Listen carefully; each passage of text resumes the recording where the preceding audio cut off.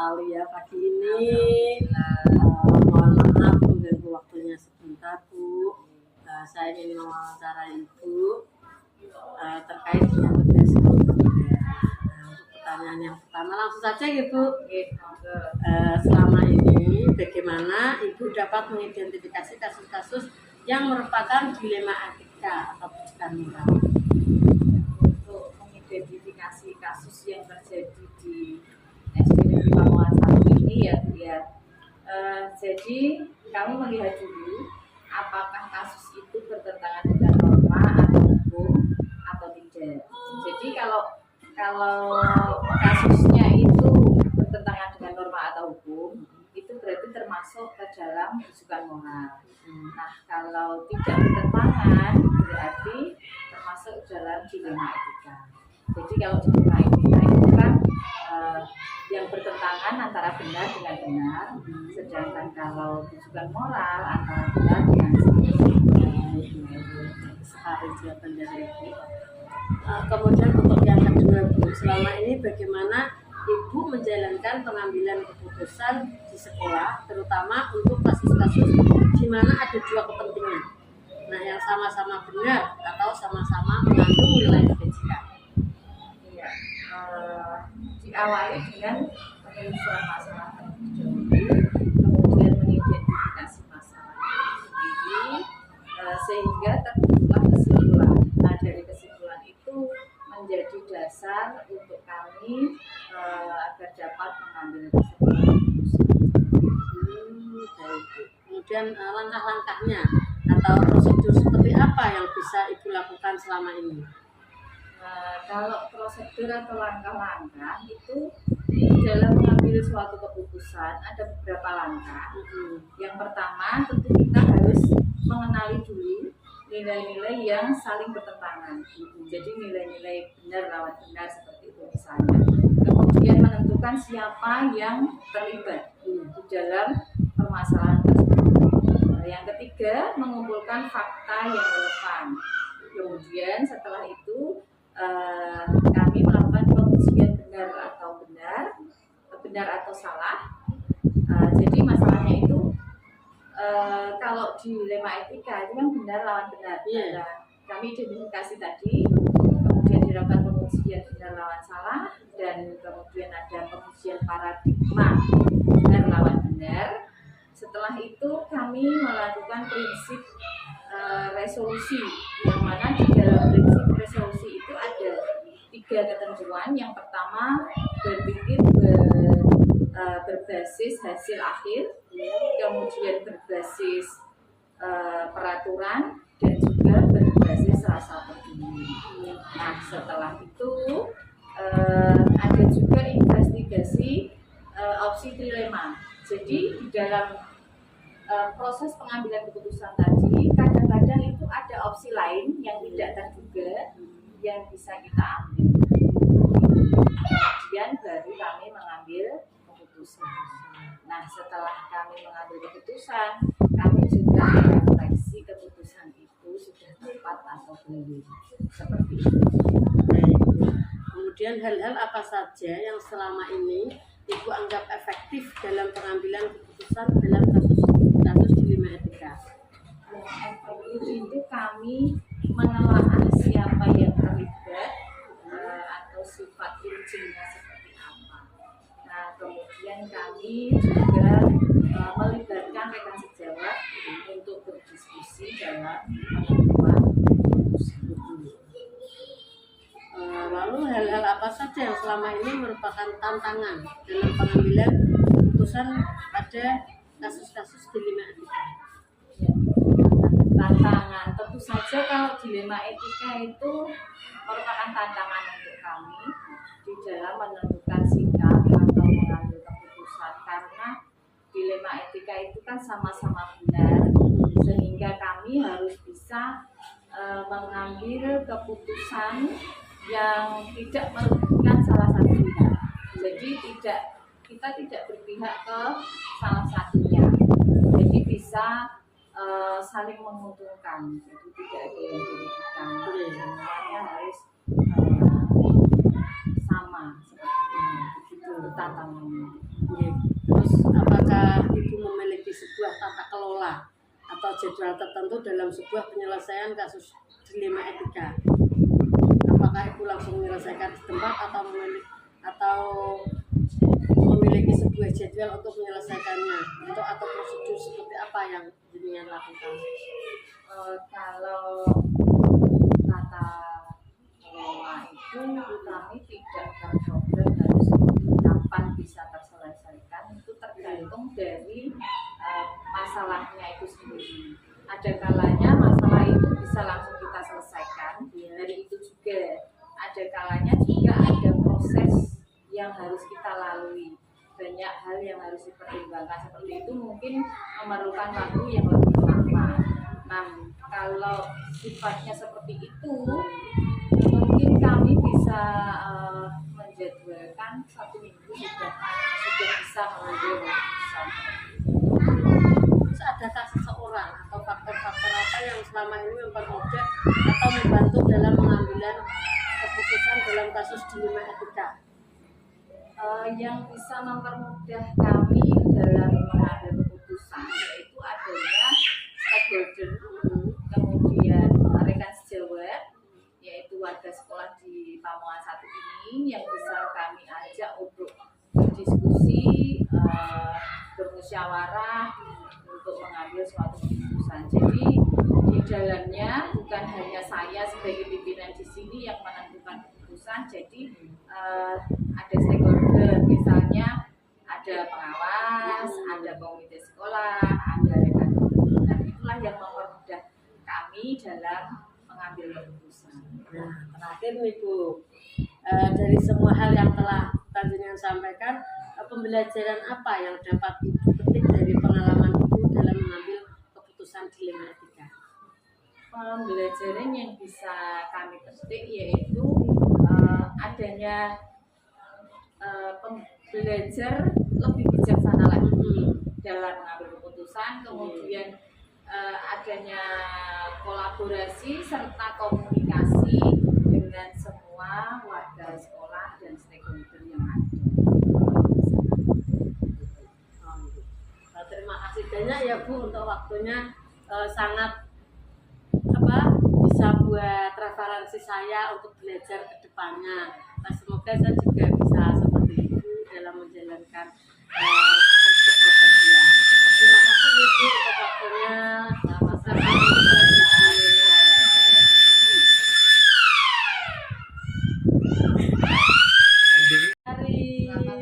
Bu Laila. Cantik sekali ya pagi ini. Mohon maaf mengganggu waktunya sebentar Bu. Saya ingin mewawancarai Ibu terkait dengan tugas keprofesian. Untuk pertanyaan yang pertama langsung saja ya Bu. Selama ini bagaimana Ibu dapat mengidentifikasi kasus-kasus yang merupakan dilema etika atau bukan moral? Untuk mengidentifikasi kasus yang terjadi di SD Negeri Pamuan 1 ini ya Bu ya. Jadi kamu melihat dulu apakah kasus itu bertentangan dengan norma atau hukum atau tidak. Jadi kalau kasusnya itu bertentangan dengan norma atau hukum, itu berarti termasuk ke dalam rujukan moral. Nah, kalau tidak bertentangan berarti termasuk dalam dilema etika. Jadi kalau dilema etika itu kan yang bertentangan antara benar dengan benar, sedangkan kalau rujukan moral antara benar dengan salah. Sekali jawaban dari Ibu. Kemudian untuk yang kedua Bu, selama ini bagaimana Ibu menjalankan pengambilan keputusan di sekolah, terutama untuk kasus-kasus di mana ada dua kepentingan, nah yang sama-sama benar atau sama-sama mengandung nilai kebajikan? Iya, diawali dengan penelusuran masalah terlebih dahulu, kemudian mengidentifikasi masalah itu sendiri, sehingga terbentuklah kesimpulan. Nah, dari kesimpulan itu menjadi dasar untuk kami agar dapat mengambil kesimpulan. Kemudian langkah-langkahnya atau prosedur seperti apa yang bisa Ibu lakukan selama ini? Kalau prosedur atau langkah-langkah itu dalam mengambil suatu keputusan ada beberapa langkah. Yang pertama tentu kita harus mengenali dulu nilai-nilai yang saling bertentangan. Jadi nilai-nilai benar lawan benar seperti itu misalnya. Kemudian menentukan siapa yang terlibat di dalam permasalahan tersebut. Yang ketiga, mengumpulkan fakta yang relevan. Kemudian setelah itu kami melakukan pengujian benar atau salah. Jadi masalahnya itu kalau di dilema etika itu kan benar lawan benar. Nah, kami identifikasi tadi, kemudian dilakukan pengujian benar lawan salah, dan kemudian ada pengujian paradigma benar lawan benar. Setelah itu kami melakukan prinsip resolusi, yang mana di dalam prinsip resolusi itu ada 3 ketentuan. Yang pertama, berpikir berbasis hasil akhir, kemudian berbasis peraturan, dan juga berbasis rasa peduli. Nah, setelah itu ada juga investigasi opsi trilema. Jadi di dalam proses pengambilan keputusan tadi, kadang-kadang itu ada opsi lain yang tidak terduga yang bisa kita ambil. Kemudian baru kami mengambil keputusan. Nah, setelah kami mengambil keputusan, kami juga merefleksi keputusan itu sudah tepat atau belum. Seperti itu. Kemudian hal-hal apa saja yang selama ini Ibu anggap efektif dalam pengambilan keputusan dalam kasus dilema etika? Efektif itu kami menelaah siapa yang terlibat atau sifat intinya seperti apa.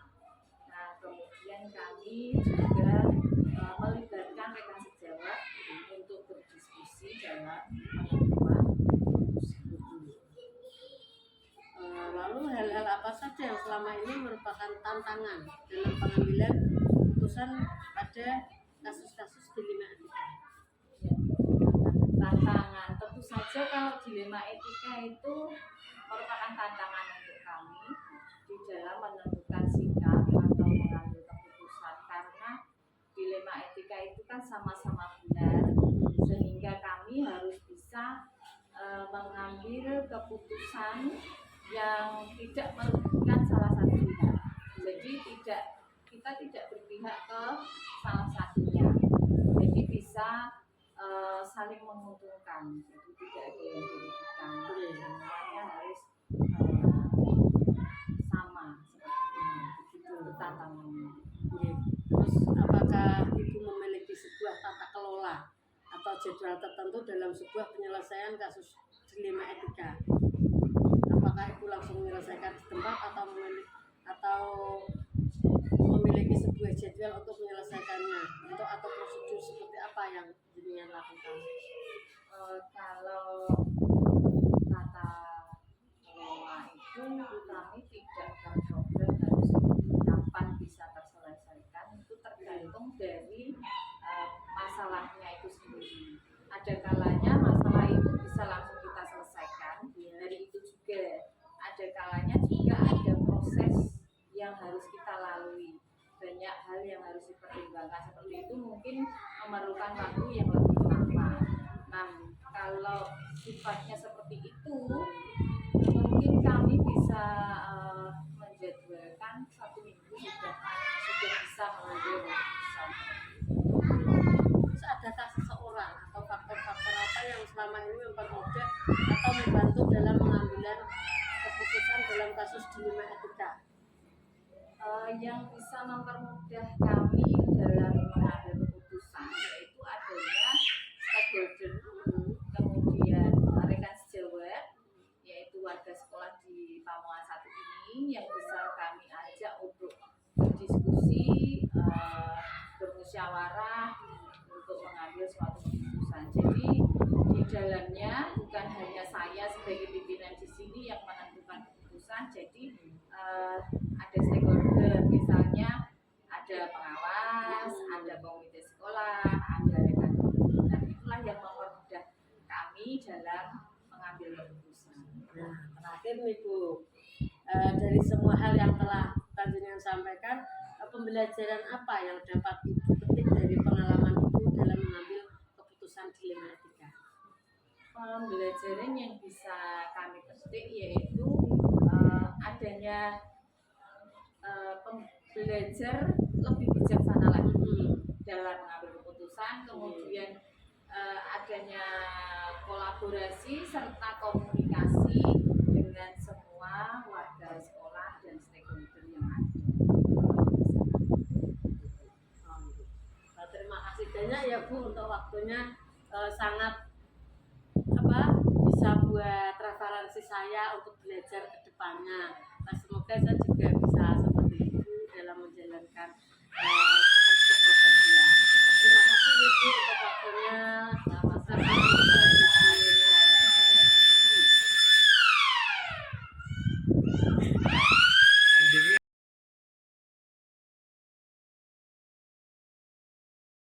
Tugas dari guru penggerak. Ya, Bu Lela, selamat datang di SD Negeri Guntur 1. Yang kedua, saya juga mengucapkan selamat kepada Bu Lela telah mengikuti kegiatan CGP angkatan yang keberapa, Bu? 10. Angkatan ke-10 Kecamatan Guntur, ya, Kabupaten juga ya. Luar biasa. Ada yang bisa saya bantu, Bu? Iya Pak, ini terkait dengan tugas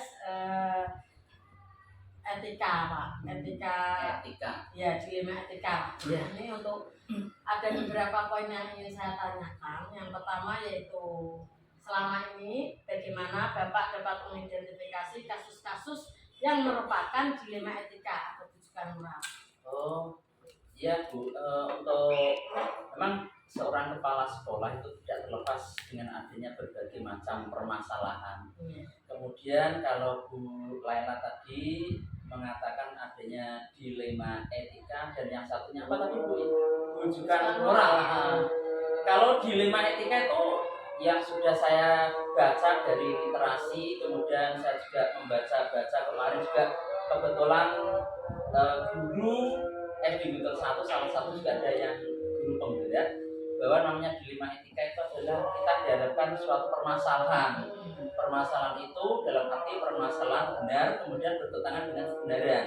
Jadi kita disuruh memilih satu benar dan benar, tapi disuruh untuk memilih satu yang benar. Itu kalau dilema etika. Lebih enak kalau rujukan moral. Kalau rujukan moral itu kita dihadapkan pada suatu permasalahan, kita memilih satu itu kebenaran, yang satu adalah salah. Makanya mudah. Berarti kita dihadapkan pada sesuatu situasi kita memilih yang benar. Seperti itu. Kemudian selama ini bagaimana Bapak menjalankan pengambilan keputusan di sekolah Bapak, terutama untuk kasus-kasus di mana ada dua kepentingan yang sama-sama benar dan sama-sama mengandung nilai kebajikan? Itu saya ambil sampel contoh Bu. Kebetulan itu juga di tempat kami yang kemarin ada sedikit masalah itu di siswa guru kami itu punya siswa itu memiliki kebutuhan khusus dibanding dengan yang lainnya, tapi tingkat kebutuhan khususnya dia itu masih dalam ambang batas, maksudnya anak itu ya bisa membaca A, I, ya seperti itu, tidak seperti yang lainnya. Kemudian pada saat yang kemarin kenaikan kelas, kita itu dihadapkan dua situasi dalam arti satu, murid yang ABK itu mau tidak mau sekolah itu kan harus menerima karena apa, sekolah tidak boleh menolak siswa ya dalam arti ABK itu, walaupun SD kami bukan SD inklusi. Yang kedua, syarat untuk kenaikan kelas minimal harus melampaui atau sama dengan KKM, itu kan wajibnya seperti itu. Nah, karena kita dihadapkan situasi yang seperti itu, kemudian KKM harus jalan. Yang kedua, bahwa disarankan di dalam kurikulum 2013 yang dulu sekarang itu adalah bahwa anak kan tidak boleh tinggal kelas, semua anak harus naik. Jadi permasalahan itu seperti itu, akhirnya guru itu kan kemudian ada permasalahan seperti itu, kita sebagai guru dan guru itu harus mengambil keputusan yang tepat, benar kan seperti itu. Nah, contohnya seperti itu yang kemarin di SD kami. Nah, kemudian untuk langkah-langkah atau prosedur seperti apa yang biasa Bapak lakukan selama ini? Nah, langkah yang ditempuh oleh guru kami yang kemarin juga sekolah itu sudah tepat, Bu. Guru tersebut kemudian menyampaikan ada permasalahan itu bisa menurut pada kepala sekolah. Akhirnya saya sebagai kepala sekolah mengambil langkah-langkah seperti ini. Yang pertama kami ambil langkah adalah orang tua siswa itu, orang tua siswa yang ABK itu saya panggil, Bu, saya ajak komunikasi orang tua dengan sekolah. Kemudian yang terpenting adalah justru dari orang tua siswa yang lain dalam satu kelas. Oh, gitu. Iya, orang tua kami undang juga. Tapi sebelum melangkah ke sana, saya itu juga orang tuanya, Bu, ini adalah permasalahan anak ibu adalah seperti ini. Saya sampaikan syarat naiknya harus tuntas, dalam arti kan harus dia itu tuntas KKN. Tapi anak ibu kan tidak bisa tuntas. Nah, ini juga dilema. Padahal adanya kurikulum harus menaikkan siswa, tidak boleh ada siswa yang tinggal kelas. Akhirnya saya berikan edukasi, ibunya juga menyadari, kemudian ada konsekuensinya juga dari sekolah seperti ini, saya sampaikan kepada itu. Itu langkah yang pertama seperti itu. Lalu hal-hal apa saja yang selama ini Bapak anggap efektif dalam pengambilan keputusan dalam kasus-kasus di dunia etika? Yang paling efektif menyelesaikan suatu masalah tidak terlepas dari satu, lingkungan sekolah, teman sejawat. Teman sejawat itu adalah aset bagi sekolah. Apapun yang terjadi, semua teman sejawat dalam satu lingkungan itu kan harus tahu permasalahan ini. Masalah sekolah harus diselesaikan di sekolah. Minimal guru-guru kan tahu, oh ada permasalahan. Suatu saat kalau guru itu ditanya oleh orang lain, kemudian pihak sekolah, itu kok anak ABK kok bisa naik seperti ini, kan seperti itu kadang itu lah.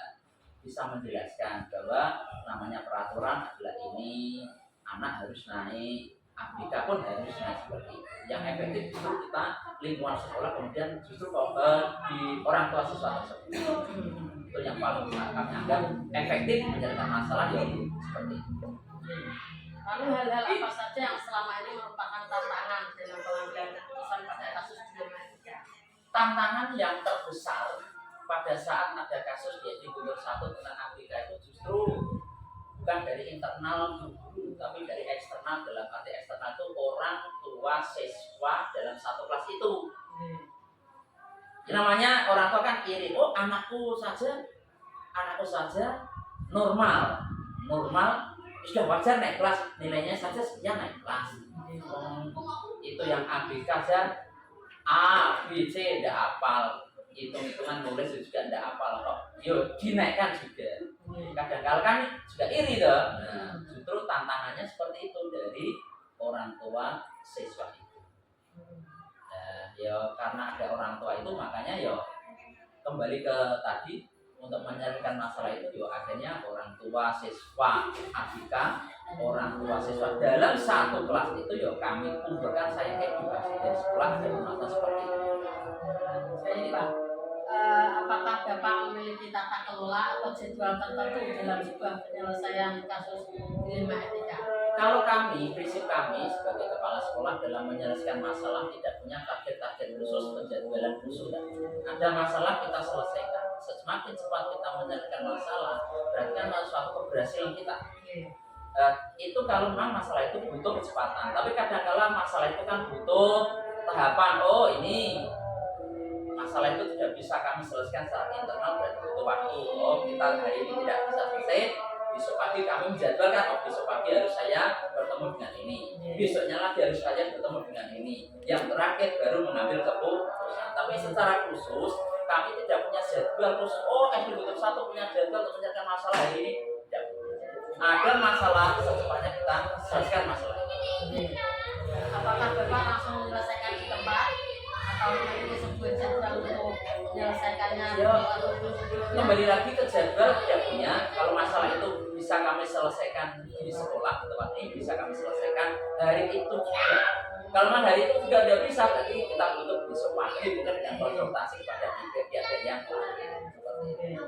Terus adakah seseorang atau faktor-faktor yang selama ini mempermudah atau membantu Bapak dalam pengambilan keputusan dalam kasus ini?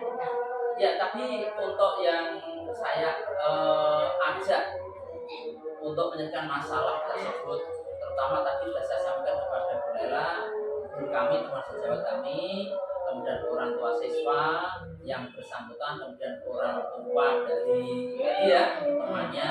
Tak kalah penting lagi, saya juga ada semacam ini. Kami juga berkoordinasi konsultasi dengan komite sekolah, karena komite sekolah itu ya hidup di masyarakat, lebih tahu adanya etika seperti ini. Kami juga komite yang kemudian selain komite, kami juga koordinasi menyampaikan hal semacam kepada, karena kita punya pimpinan juga ya, kepada pengawas sekolah. Mungkin kan dia punya saran yang terbaik, komite juga punya masukan yang terbaik, itu bisa kami jadikan referensi dalam mengambil sebuah keputusan. Nah, seperti itu. Jadi pihak-pihak itu kami libatkan. Luar biasa Pak. Yang terakhir nih Pak, dari semua hal yang telah disampaikan tadi, pembelajaran apa yang dapat Bapak petik dari pengalaman Bapak dalam mengambil keputusan dilema ini? Pembelajaran kita dalam menyelesaikan suatu masalah, terutama dilema etika, itu bagi kami menjadikan kami sebagai kepala sekolah mendapatkan pendidikan, memberikan pembelajaran bagaimana cara menangani masalah, pendewasaan untuk kepala sekolah. Jadi itu besok kalau Bu Lela menjadi kepala sekolah, ya harusnya tidak seperti ini, bahwa suatu masalah itu harus diselesaikan mulai tahapan itu. Yang intinya begini Bu, suatu masalah karena benar dengan benar dilema etika itu tidak ada pihak-pihak yang dirugikan, semuanya dapat menerima hasil sebuah keputusan itu dengan lapang dada. Nah, ini merupakan pembelajaran. Pendidikan seperti sebagai kepala sekolah itu luar biasa. Ada pembelajaran seperti ini bisa menjadikan kepala sekolah itu nanti meningkatkan kompetensi seorang kepala sekolah dalam menyelesaikan suatu masalah. Seperti itu. Luar biasa Pak. Banyak sekali ilmu yang dapat saya praktekkan nanti. Iya. Semoga saya bisa melaksanakan seperti apa yang Bapak sampaikan tadi. Dan terima kasih atas waktunya Pak. Ya, sama-sama Bu, tidak apa-apa. Selesai dari itu satu, tidak apa-apa.